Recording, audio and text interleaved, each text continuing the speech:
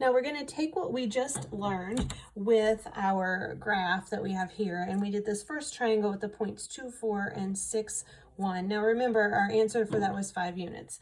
We're going to take that now and apply that to the distance formula. So we learned before our break that our distance formula was the square root of x sub 2 minus x sub 1, that whole quantity squared, plus y sub 2 minus y sub 1, that whole quantity squared. And all this means is that's my second x coordinate, this is my first x coordinate, my second y coordinate, my first y coordinate. And so we're going to apply that down here with the problem we just did on the graph.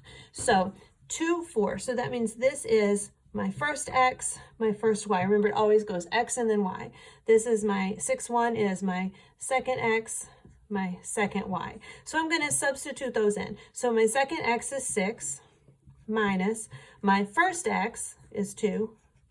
Don't forget to put parentheses around it because we do order of operations, subtract and then square.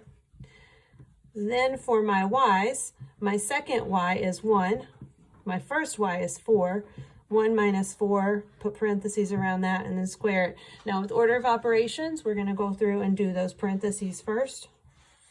6 minus 2 is 4. Remember to square that when we're done.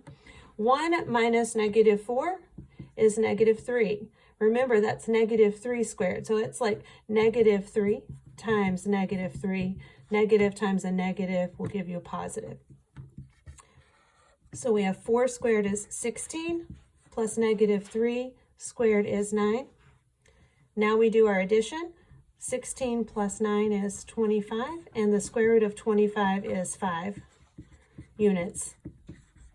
And that is the same thing. We'll put them side by side. That, or maybe one on top of the other. That is the same thing that we got before. We got 5 units up here, and then we did distance formula down here, and we got 5 units there. Now what I want you to do, and you're going to pause the video when you go to do this, I'm going to have you try one. So I want you to try on your own right now. Point -8, 6, and point -3, -4. It's going to be the one that I just showed you on the graph also. Try that. You're going to pause the video while you work on that, and then I'm going to show you the answer with that one.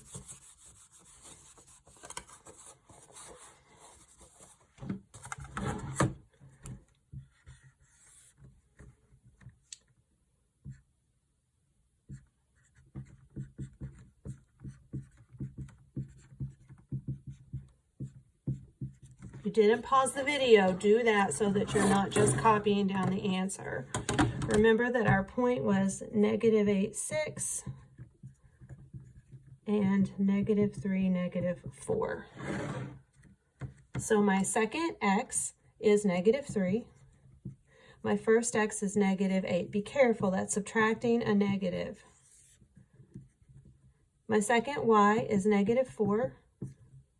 My first y was 6.